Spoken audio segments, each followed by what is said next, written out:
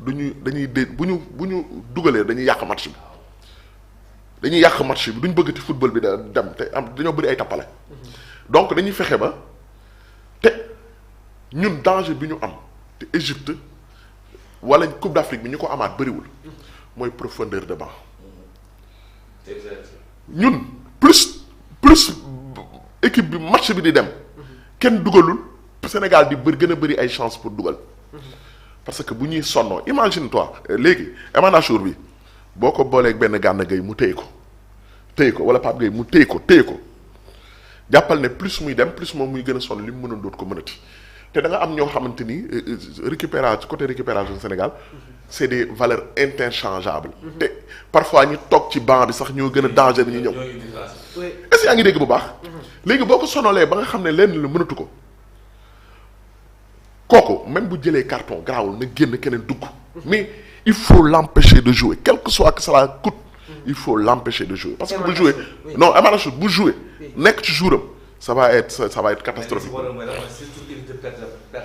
ci kanam fu mu ba non bu jouer avec beaucoup de précision doyen beaucoup de précision avec intelligence oui c'est important te kii bàyyi caaxaan ko xam nga waaw di ànd wax na football dafa am ay moment c'est vrai te moment yooyu oui bu si nekk ak li mu war déroulé woo xam nga boo nekk si moment wu possession di attaquer progresser l'équipe est dans une dynamique offensive donc perte de balle daf lay rey. daf lay rey placé guñu te équipe bi ngir football xam na ni moment de perte de balle léegi dans le football moderne moment wu sanction la pour l'équipe adverse qui a perdu balle. mais doyen li nga wax dafa am solo te loolu on l'a subi ci suñu dernier match bi contre Mali bu ñu pertee bali la plupart du temps défense bi dafa réussir il a fallu à ce que ne la kii Crépin Diatta def xoola benn 100 mètres bu fort boo amuloon vitesse boobu non on allait encaisser xanaa def attaquant bi bañ a kii parce que soo seetloo dafa mel na nga ndox si yoon dem rek c'est vrai boo amul secours da ngay am problème waaw il faut te réorganiser parce que nekkatoo si dem nekk si taxaw nga nekk taxaw boobu nag musiba la ñii dem daañu romb ñi la bëggoon song daaw te doyen dama benn constat bi ma def bi ñuy joué contre Angleterre ak Congo seen biir dëkk dama gis ne que Sénégal ci yenn période yi dañ doon adopté li nga xamante ne moom mooy le gegenpressing c'est-à-dire à chaque fois que suñu perdee balle bi impérativement Pape Thiaw day insister entre les 5 et les 7 secondes qui suivent ñu dem récupérer balle bi sentiruma ko trop ci Coupe d'Afrique bii nii. waaw parce que c'est mal coordonné pour le moment. c'est mal coordonné maa ngi wax ni man li ma gis Pape Thiaw di ko def. oui c'est consolidant pour une structure globale et cohérente. c'est vrai fexe ba mais li koy faussé mooy souvent la non réponse des hommes utilisés. il y a des failles dans la structuration globale. Bon fait dafa boo nee globalement oui parce que soit un jour ne répond pas par rapport au rôle confié ou 2 jours ne répondent pas par rapport au rôle confié et ça fausse tout parce que su fekkee ni par exemple loolu ñu li ñuy créer nga koy souvent ñu koy wane si vidéo yi mooy cet espace là bi ñuy perte balle te kenn du fa nekk soit Koulibaly était monté il est en retard soit Pape Gueye est en retard surtout Pape Alassane alors donc moment loolu day nekk ay moments yoo xam il faut les éviter parce que loolu mooy di nga xamante ni mën nañu rek boo tax ñu wax sànq man man dafa am aujourd'hui pour man une demi-finale de Coupe d'Afrique c'est un match tendu. Il y a des règles prudentielles en termes de compensation, de resserrement yoo xamante ni moo lay dimbali ba benn faille du am. Ça va être un match purement tactique. Ce sera très tactique mais c'est vraiment un match engagé si tu veux parce que engagé mooy lan des Égyptiens essaieront de bloquer tous les espaces. Quand ils te mettent des 5 au milieu de terrain, ces 5 là, ils sont au milieu de terrain quand ils engagent une attaque sans se découvrir. Parce que ñoom duñu créer benn supériorité si kaw lu si balle arrêtée. Exactement. Sans les balles arrêtées, ils n'essaient pas de créer de supériorité. Oui. Parce qu'ils ne veulent pas être poignardés. Donc loolu ñuy def au milieu de terrain ces 5 là dafa am ñaar ñoo xam ne dañuy dellu ci ginnaaw. keneen doole si ñuy fa des. mu nekk en 5-4-1 ou bien en 5-3-2. Donc pour ñoom parce que ça quand tu les attaques dans cette zone là il faut bloquer les espaces li ñuy wax naan 5 couloirs ouverts parce que classiquement les gens partent trop loin mais ces espaces intermédiaires là ou ces demi-espaces là sont traduits en termes de couloirs donc et ça devient 5 yoo xamante ni il faut les bloquer donc ils sont forts en cela te foog nga leen di bett ni ñuy gaawee ñoom buñ ba amee bal bi këf ko c'est que ça espace. pour dawloo défenseur vers le but. ñun war nañ def lu mel noonu. un Mohamed Salah boo xamante ne day demander le ballon dans la verticalité. ci moment yooyu noonu nan la latéral bi war a taxawee ak milieu de terrain parce que sànq ba tey maa ngi gis ñi ngi wax sur le positionnement de la défense centrale waaye arrière bi ak yenn milieu de terrain yi comment doit être leur réaction. D'abord il faut commencer par penser à bloquer le porteur de ballon, le passeur. foofu la liggéey bi di njëkkee. c'est vrai. d'accord. Il faut penser au porteur du ballon. À le bloquer. Parce que s'il y a des décrochages, c'est juste pour créer un espace. Oui. Pour attirer, pour aspirer. pour que mën a placer wu. Parce qu'ils ont cette stratégie d'aspiration. boo xamante ni moom dañ ci ay il ne sait pas. il te montre que ni man attaqué wu ma la damay jéem a organiser def nii. dañ lay xëcc. day jékki-jékki daaw avant accéléré. rek kenn accéléré. Et ça c'est des situations yoo xamante ne bu amee avec le heureusement nous avons sur le flanc des gosses assez rapide. ok assez rapide donc il faut éviter d'être aspiré.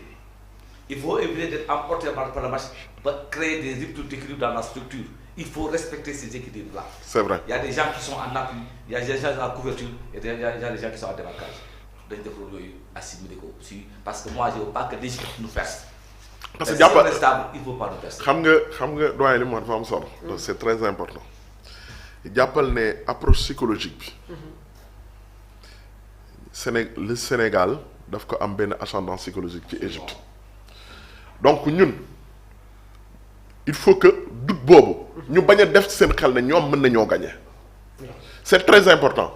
football moo mel noonu nit ki su la dama lay jox exemple hier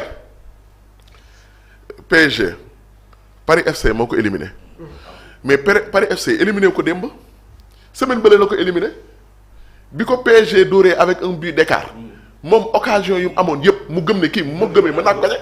loolu xam nga boo xeexee ni gis ni gars yi mais am na moment boo xam ne sonal nga ko lool. sonal nga ko lool da lay jox fit. mais attends booy def sa naan du yoon du mu dóor. c'est vrai moo tax sànq gis nañu Osama Assane qui balaie la malédiction du Sénégal nee na elle n'existe pas pour nous elle concerne plutôt ceux qui n'ont jamais gagné cette CAN. déjà foofu je pense qu'il y a un duel entre les deux techniciens. léegi c'est un combat psychologique. Ah, c'est un combat psychologique. C'est ce que faisait cette fête de Mali. Ah. D'aborder de guerre, parce qu'il a besoin de dégager ça. réconforter ces jeux ah c'est vrai. Il a besoin que ñooñu moom c'est quelqu'un qui a fait. fii lañ ko waxee ma ne la kii waxul ak Sénégal de. ay ay joueurs am lay waxal. ay joueurs am lay waxal. mais bu mu fi dégg ay malédiction bu fi dégg. malédiction parce que mais parce que c'est réel mais tout de même dañ leen sonal mais sonal bi nag il faut que nous soyons mesurés. mesure c'est vrai. c'est des différences. léegi nag dañuy fexe ba bu ñu leen jox confiance xam nga jox confiance mooy lan. bàyyi leen ñu dominer. di dóor di brat di dugg sa camp ak yooyu naan ataaya déedéet. donc supporter bi passé na ñetti yoon génn organiser déstabiliser non il faut pas. gis nga code kii bi Égypte bi bu ñu ko njëkkee dugal léegi les démons du passé vont revenir. ah waaw dañuy jàpp ne non problème Sénégal gañewaat nañu. te c'est ça léegi nag ñemewuñ ñu psychologiquement mais problème bi mooy. ils ont des attaquants tellement forts que. lu ñu la ragal bu ñu amee benn dinañ ko gis say camp. wax nañu sur la oui c'est vrai. alors ba tey ñëw nañu sur la qualité tactique les points forts déjà duo d'attaque de classe mondiale association Omar Marmoush ak Mohamed Salah beneen aspect tamit mooy la solidité mentale ak expérience bi ñu gis ne que les pharaons dañuy exceller ci li nga xamante ne moom mooy la gestion des temps faibles ils savent subir sans rompre comme ni ñu ko wanewee ci benn période bi face à cette équipe ivoirienne doyen. bon ça y a un peu de fébrilité chez les Cheikh. non d'accord ma li nga wax noonu d'accord ma de parce que xam nga tax. Égypte ba woon ak Égypte bi bokkul. y a de la fébrilité. non c'est-à-dire qu'ils ont toujours eu cette mentalité de gagneur. moo tax ñuy gagner. mais bii day dugg. dañu am des lignes complètes. c'est vrai c'est vrai. en défense yëpp c'est comme ça. je pense que absence su Abdel Monem feeñ na ci cadre bi nii oui. aujourd'hui si tu vois. moom laay wax ils prennent des buts yoo xam inadmissibles. mais parce que tamit Mohamed El Chaoui boobu noonu seen gardien bi non ni meloon melatu ko de. il est plus aussi efficace. il a fallu mu xaar 87e minute pour soog gën boxer des points. boxer c'est vrai. il a une peur bleue d'aller au combat. il y a plus cette prise de responsabilité. mais regarde les buts qu'ils ont pris. oui si je veux arrêter comme ça. c'est inadmissible. xam na yàq seen te tamit gis nga nag naa la wax lenn mu leer de moom. c'est pourtant c'est un bon gardien. Oui. mais léegi dafa commencer di douter parce que ay déconvenu bu bëree da ngay dem ba di douter say capacité en Coupe d'Afrique. beaucoup de blessures. léegi nag tu as commencé am âge. âge tout ça joue. ça joue. Sénégal nag léegi li ñuy def mooy oui mu bañ a jàpp confiance te gis nga saa yi moo góolu Nigéria bi ñoo yamuñu gënoo de bu Maroc ku ko lamb am dara de. non Maroc ils ont un gardien extraordinaire. Yacine Bono. c'est bon parce que lu ñu jax ak Égypte. saa yi seen góol yooyu ku leen lamb am dara de. El Shaarawy El Shaarawy ren non il s'était non bokk donc. Moi, je l'ai vu vraiment très. hésiter sur ses sorties de balle. Très fébrile sur ce truc-là. Les buts de l'œil, bon, je comprends pas. C'est pas possible. waru ko jël. Non seulement la défense de ba muy taxaw balle arrière, Oui. mais lui, il ne les aide pas. Parce que le gardien est souverain dans ses 6 mètres. Loolu c'est un atout majeur pour lui. c'est vrai. donc Sénégal war nañu travailler les coups de pied arrêtés surtout ci match bi nga xamante ne jàpp nañ ne que égyptiens yi dinañu def ay fautes. dama si wax ba sonn. Oui. Autant défensif. c'est vrai. d'accord. En défense, on ne conteste pas assez les coups de pied arrêtés. Et en dehors de Ablaye Seck, depuis Karabou, on marque rien sur les balles arrêtées. Alors qu'on en a une panoplie. Donc, lolo, nous devons vérifier, mais il y a des insultants qui ont un petit peu de dialogue, parce que c'est des différences, les coups de pied arrêtés. Quand un match fermé, vous avez coup de pied arrêté, souvent, il y a des différences. C'est pourquoi moi j'ai tout connu. On doit beaucoup envisager des attaques frontales pour provoquer des fautes dangereuses ou des pénalités. les attaques frontales. Il faut les envisager. Il faut les envisager Parce que avec le jeu que nous avons. à chaque fois bu ñu football ci bu lay passé suñu final bi dañoo am penalty parce que problème bi mooy souvent moo tax du la bett bu Ismaïla Sarr démarré man je pense que Ismaïla Sarr va démarrer. dinañ ñëw sur la compo. parce que ci repli yi il est important. il est la plupart du temps égyptiens yi dañuy yeex seen repli défensif dafa yeex léegi boo amee ku mel ni Ismaïla Sarr. sa capacité. non da leen di perturber sonal kese foofu dootuñu xalaat égyptien. oui. football moom never say never. ku nekk mën na gagner ku nekk. mais jàppal ne et loolu c'est tout à fait normal égyptiens yi. dañoo am lu ñu ragale. gis nga tey jii Sénégal ak Côte d'Ivoire. oui. Sénégal mais ñun ba ñuy gagner Côte d'Ivoire man gis nga man soo seetloo ñun ñëpp on a été unanime on a survolé notre poule mais ba ñuy génn kenn bëggul woon daje Côte d'Ivoire lu tax. c'est ça non du xam nga du question que le jeu parce que 4-0 ñi ñu mënoon am ñooñu ku nekk 4 lañ ko dóor mais pourquoi bëgguñu woon daje Côte d'Ivoire mooy ñun on a de mauvais souvenirs par rapport ak Côte d'Ivoire. Même équipe mauvaise